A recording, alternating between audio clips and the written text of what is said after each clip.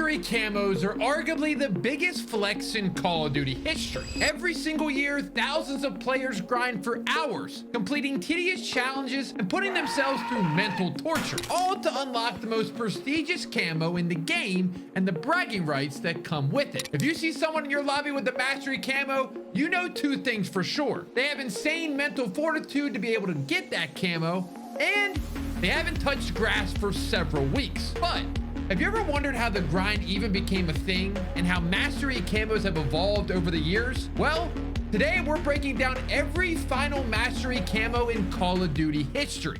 50,000 people used to live here. Now it's a ghost town. Back in the golden days of COD, camos were simple and effective. The first time we ever saw camos in Call of Duty was in COD 4, which is not surprising at all if you understand how much COD 4 really set the foundations for what Call of Duty is today. It was the first COD to have create a class, kill streaks, weapon customization, and of course, with that, camos. In Call of Duty 4, to unlock all of the base camos, you had to get headshots. Blue Tiger took 75 headshots to unlock, and Red Tiger took 150 headshots to unlock. Now, you couldn't get camos for your secondary weapons in COD 4, except the Desert Eagle, which we'll get to in a second. Now, there wasn't really a true Mastery camo in this game, but this was the first time we saw the gold camo. Unfortunately, you could only get gold on 6 specific guns in the game, one from each weapon class. Now, if you completed all of the shotgun challenges, you would get a gold M1014. All the sniper rifles, you'd get a gold Dragunov. If you did all the SMG challenges, you get a gold Mini Uzi. And for the AR, you get a gold AK-47. And for the LMGs, you'd get a gold M60. Now, for the Desert Eagle, when you reach level 55, aka max rank, that is when you would get the gold Eagle. Now, the funny thing is, if you prestige, you would lose it all instantly.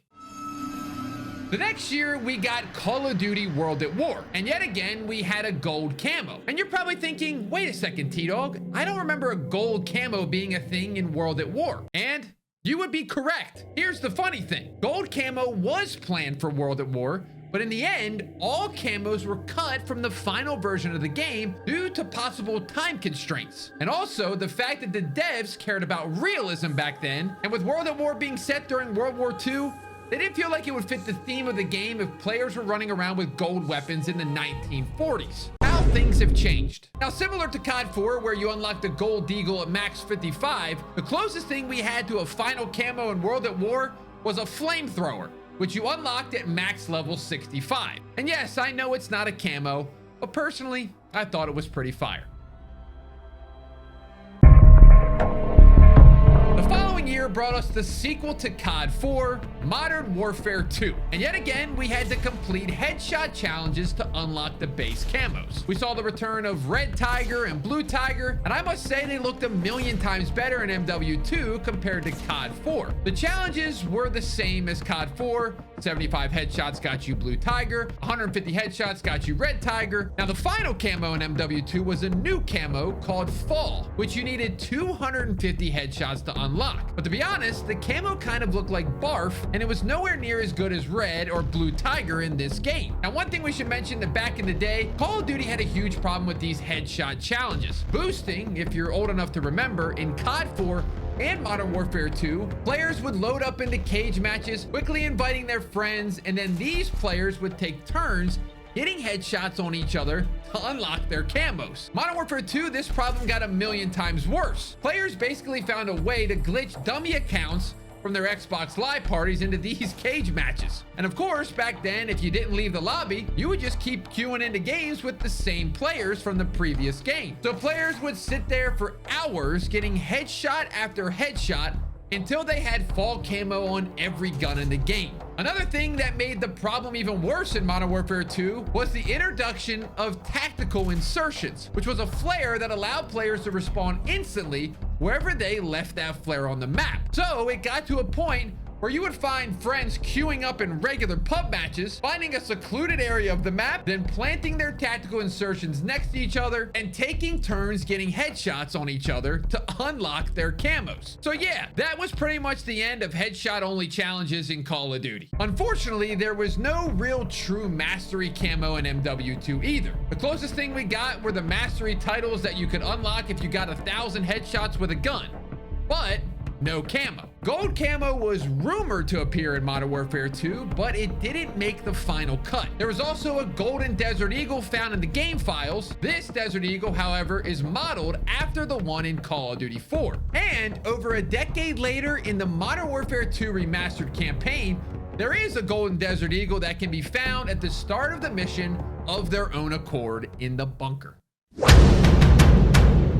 In Black Ops 1, there was a complete overhaul to the progression system. Instead of unlocking guns and camos and kill streaks and equipment by completing challenges, you had to buy everything with COD points. The good kind of COD points. Not the COD points we have nowadays that you have to buy with your hard-earned cash. In Black Ops 1, you earned COD points by completing games, challenges, and contracts. And if you're feeling risky, you can even gamble all of your COD points in wager matches for a chance to win even more COD points off the other players in the lobby. This was the first COD that had the iconic modes like One in the Chamber, Sticks and Stones, and Gun Game. Now, Black Ops 1 saw the return of gold camo, which was the final camo in the game, and let me tell you, it was beautiful. Getting gold camo in the game was an absolute grind. You had to get to 14th prestige before you even had the option to unlock it. And then if you wanted gold on every gun in the game, it cost you 50,000 COD points per gun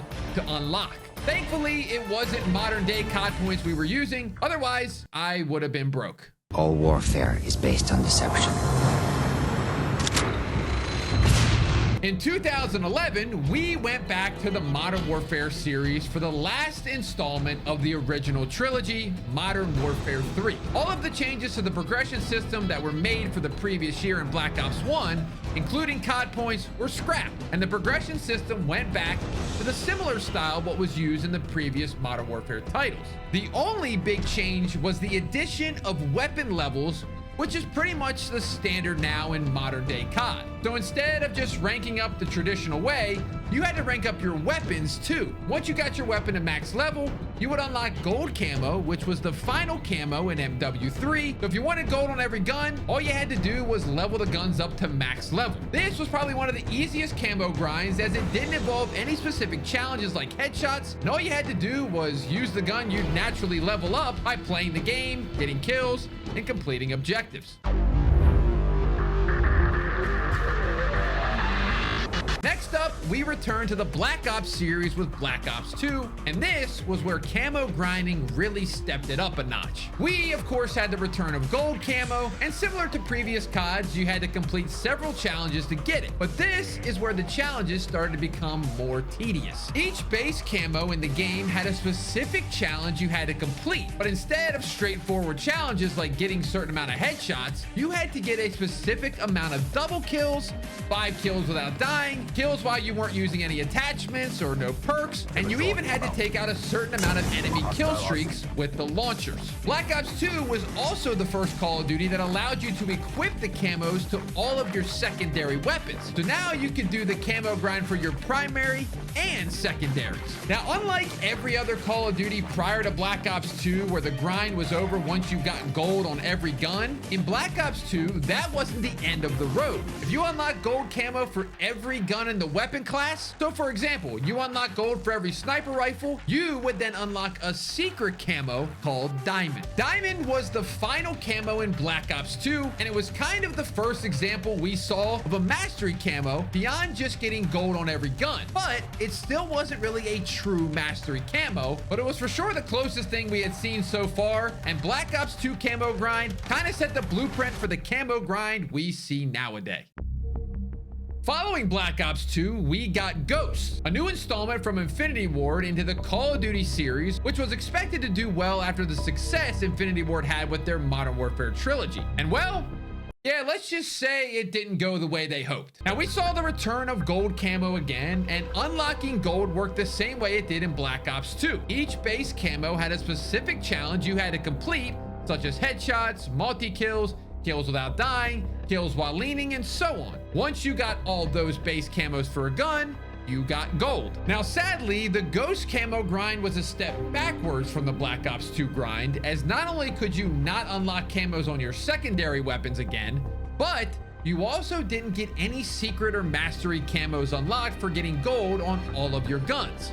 Once you got gold, that was it. A few months after the game was released, Infinity Ward added a couple of gold secondary weapons to the game. A gold knife that you unlocked when you reached Prestige 5, a gold PDW that unlocked at Prestige 10, and then the weapons also came with extra benefits on top of the gold camo. The knife had a faster melee speed than the regular knife, and the PDW went from the standard 3 burst to fully automatic. But unfortunately, they did not release any additional camos beyond this. And that's where I come in. Advanced Warfare launched us quite literally into the jetpack era, and the camo grind in this game returned to the Black Ops 2 format. Kind of.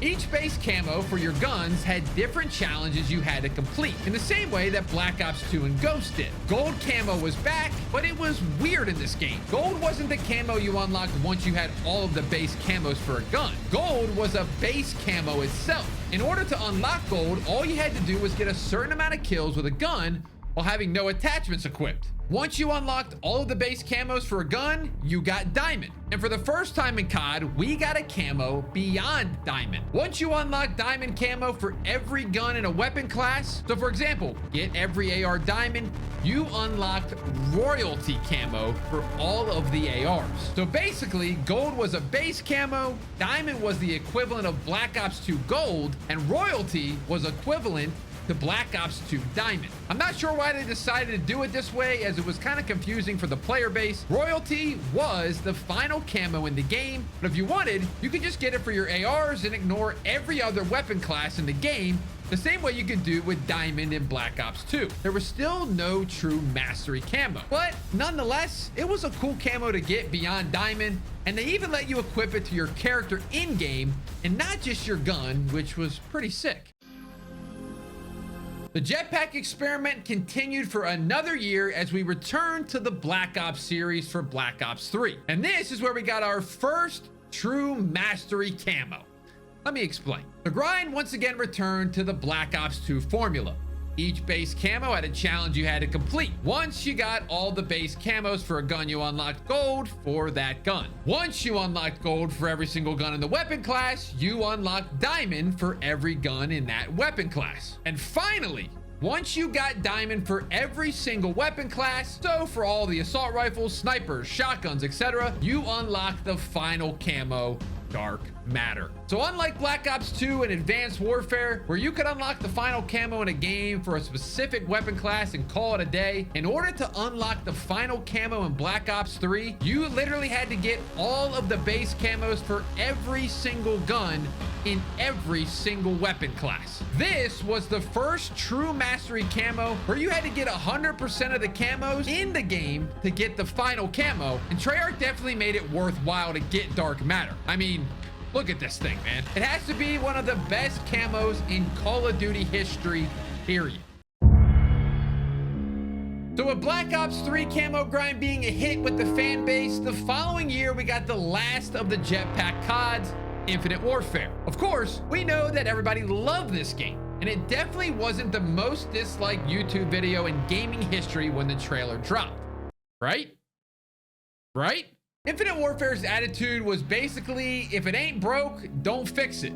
But with a little extra twist. So similar to Black Ops 3 and Infinite Warfare, unlocking all of the base camos for a gun would give you gold camo. Unlocking gold camo for every gun in a weapon class would give you diamond camo, and then unlocking diamond camo for every weapon class would give you solar camo, which was basically a better version of gold that was animated. But that wasn't all. In Infinite Warfare, there was a bunch of post-launch weapons too. And if you got solar camo for all of those weapons, you would get the final mastery camo called Black Sky, which I have to say was absolutely beautiful. Just a shame everybody hated this game when it was released. Ready up. Let's do this. With the release of Infinite Warfare, we also got Modern Warfare Remastered packaged in with it. So players had 2 camo grinds to do in the same year. The game was of course a remaster of the original COD 4, but the camo challenges were not the same. The camo grind in this game followed the same format that Black Ops 3 set, but with its own unique camos. Unlocking every base camo for a gun would get you gold. Unlocking gold for every gun in a weapon class would get you regal. And unlocking regal for every weapon class in the game would get you exclusion zone. The opinions on these camos were a bit of a mixed bag, but the fact that they gave us an actual camo grind in a remastered version of a game, I'm not gonna lie, it's a W from Call of Duty. The following year, Call of Duty officially returned to boots on the ground games. And with that, returned to their roots of Call of Duty being set in World War II. Now, you probably remember me saying earlier that back when World at War launched, which was the last Call of Duty to be set in World War II before this, they decided not to put camos in the game as they didn't think it made sense to have players running around with gold camos in a game based in World War II. Well, COD no longer cared about realism at this point. The camo grind in this game got a bit confusing again for really no reason at all. At the start of the grind, it was pretty straightforward. Unlock all the base camos for a gun, we get gold. Unlock gold for every weapon in every weapon class, we get diamond. And unlocking diamond for every weapon class in the game got us chrome. But we weren't done there. In this game, not only could you level up your weapons, you could also prestige them. So when you got your weapon to 4th prestige, you gained access to 2 additional mastery camos, Gold Leopard and Gold Cheetah. To unlock Gold Leopard for a gun, you had to get 25 double kills, and to unlock Gold Cheetah for a gun, you had to get 25 triple kills. But you still weren't done there. If you managed to get every gun in the game to 4th prestige, then unlock Gold Leopard and Gold Cheetah for every single gun in the game, you got Chrome Tiger. Honestly, I'm not exactly sure how many people really unlocked this mastery camo, because by the time this game had came out, Fortnite had just launched, so nobody was really playing World War II anymore. Sad. Also, bring back the HQ. In 2018, again, we returned to the Black Ops series with Black Ops 4. This game's camo grind was identical to Black Ops 3. Getting all the base camos for a gun unlocked gold, getting all the guns in that weapon class unlocked diamond, and unlocking diamond for every weapon class in the game got you dark matter. But I must say, the dark matter in Black Ops 4 doesn't look anywhere near as good as the original dark matter in Black Ops 3, which was a pretty big disappointment. Now, there was one beautiful addition to the mastery camos in Black Ops 4. When you got kills in the game, while you had a mastery camo equipped, the camo would change colors based on certain things happening. A few examples of this are, if you got a Fury kill while you had a gold camo equipped, the gold camo would get a purple lightning effect for the rest of the game. For diamond, every bloodthirsty, aka a 5 kill streak you got, the color of the camo would change. And if you were good enough to get 6 bloodthirsties in a game, your diamond camo would turn into rainbow diamond. For dark matter, the camo would change every 5 kills in a kill streak, right up into an insane 30 kill streak, where you would get this version. But unlike the diamond camo, if you got killed off your kill streak with dark matter, the camo would reset back to default. 126 actual. Target is in the main house. You have execute authority. Bravo 6. Going dark. Next up was the Modern Warfare reboot in 2019. Interest in COD had definitely been dropping in the years prior due to the release of Fortnite and a bunch of other factors, but this game definitely helped revive interest in the Call of Duty series. The camo grind in this game was super straightforward, but this time very time consuming. And I don't think anybody would have been able to do it without losing their sanity if there wasn't 24/7 shipment playlists. You should know the format by now. Unlocking every base camo for a gun got you gold, unlocking gold for every gun in a weapon class got you platinum, and unlocking platinum for every weapon class in the game got you something called Damascus. Now, there was actually a separate bonus mastery camo that was added to the game in a later update called Obsidian, but you didn't need to unlock Damascus to be able to get this, so it really wasn't a true mastery camo. All you needed to do was have gold camo already unlocked for the gun you wanted to get Obsidian for, and then with that gun complete the specific challenge for that weapon class. So, for example, if you wanted your MP5 to be obsidian, you would have to kill 15 enemies in a match 150 times. Contrary to popular belief, this didn't mean you had to play 150 games. If you got 30 kills in a single match, it counted the challenge twice, as you got 15 kills twice in the game. So hopping into shipment 24/7 and getting 50 plus kills a game sped this process up pretty quickly. In 2020, we returned to the Black Ops series again, and this time it was Black Ops Cold War. And again, the camo grind was very straightforward. All the base camos on the gun got you gold, all the guns on a weapon class gold got you diamond, and all the weapon classes diamond got you dark matter ultra, which was a real return to glory for dark matter camo after the disappointment of Black Ops 4 a couple years prior. The big change to the camo grind in Cold War was the addition of a separate camo grind in zombies. Now, this wasn't the first time you could grind camos in zombies. You could do it in Black Ops 4 a couple years prior too, but the camos were the exact same as multiplayer camos. In Cold War, this was not the case. The format to unlock the camos was the same as multiplayer, but the challenges in zombies were much easier to complete. Things like multi-kills, headshots, and kills without taking damage. Basically things you would have to do anyway if you were just playing zombies casually. Getting all of the base camos for your gun in zombies unlocked Gold Viper. Unlocking Gold Viper for every gun and every weapon class got you Plague Diamond, which was absolutely beautiful. Then unlocking Plague Diamond for every weapon class got you Dark Ether. It was for sure nice to have two different camo grinds for players to complete.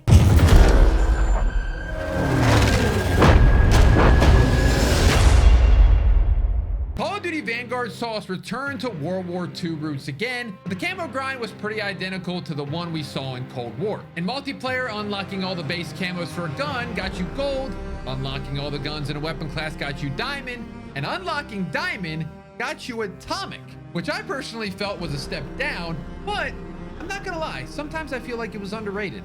I don't know. In zombies, unlocking all the base camos for you got Gold Viper. Unlocking Gold Viper for an entire weapon got you Plague Diamond, which was also a step down from the Plague Diamond we got in Cold War. And unlocking Plague Diamond for every single class got you the Dark Ether, which again was a step down from Cold War. Honestly, this camo grind really summed up Vanguard perfectly.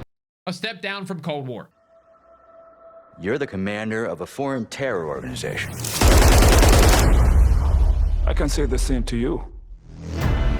Modern Warfare 2 overhauled a lot of things that didn't go down very well with the community, such as the movement system. But the one thing that they did overhaul that people actually liked was the camo grind. Unlike in previous CODs where you had to go through and unlock the same base camo for every single gun in the game, each weapon now had its own unique set of base camos that you unlocked by completing weapon-specific challenges. Once the challenge was completed, you unlocked that camo permanently for all your weapons. Once you unlocked all the unique base camos for a gun, you then had to complete one more challenge to unlock gold for that gun. And then when you unlock gold for every gun in a weapon class, you were presented with one more challenge per gun to unlock platinum. And once you went through every gun in the game and completed the challenges to unlock platinum, you gained access to one more challenge per gun to unlock polyatomic. And finally, once you went through all these guns in the game again and completed the challenge to unlock polyatomic, you unlocked the final mastery camo,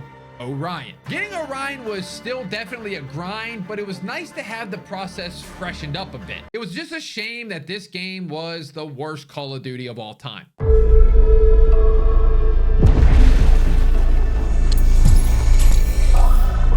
We need to roll under the radar to get this done. Let's make sure they don't see the sunrise.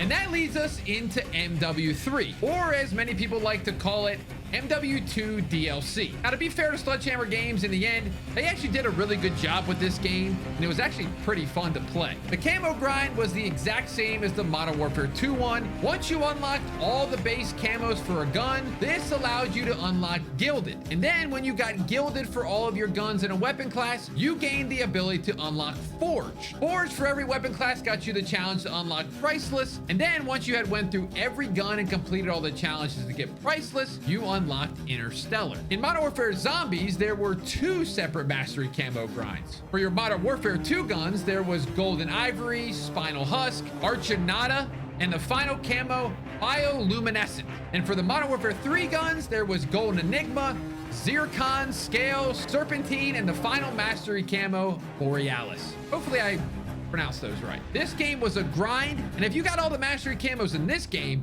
you seriously need to go outside and get some sun.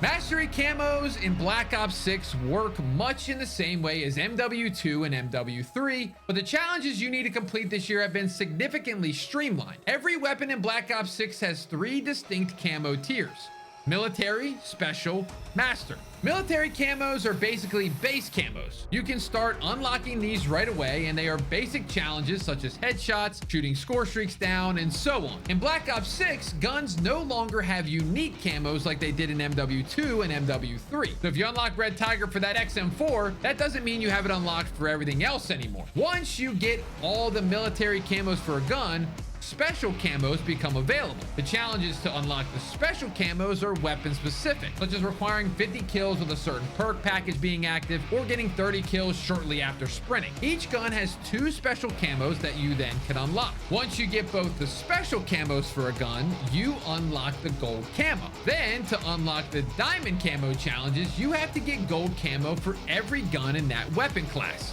Once you do that and complete the diamond camo challenge for each gun in every single weapon class, you can start completing the dark spine challenges. And once you get all the dark spine challenges complete, you'll reach the last tier of challenges, dark matter. And that's just the mastery camo for Black Ops 6 multiplayer. Zombies once again has its own camo grind, and for the first time ever, Warzone also has its own separate camo grind. The format is the exact same in Zombies and Warzone, but obviously the challenges are specific to those modes. The mastery camos in Zombies are Mystic Gold, Opal, Afterlife, and the final mastery camo is Nebula. And in Warzone, the mastery camos are Gold Tiger, King's Ransom, Catalyst, and the final camo, Abyss. The Warzone camo grind is probably the hardest out of all the camo grinds this year, as you're not guaranteed to have your loadout every game, so the progress would be slow at times. If you're going for all the mastery camos in each of these 3 modes this year, then you're going to need to neglect your social life entirely and accept that you're going to be alone for the rest of your life. But anyway, that's it. That is every single mastery camo in the history of Call of Duty. Let me know in the comments down below what your favorite camo of all time is, and make sure you leave a like, subscribe if you enjoyed this type of content. I really appreciate the support. I love these videos. I like making more of these. If you want to see more of these types of videos, let me know. Also, one more thing. Did you unlock any of these? If you did, go outside and touch some grass. All right, we'll see you in the next one.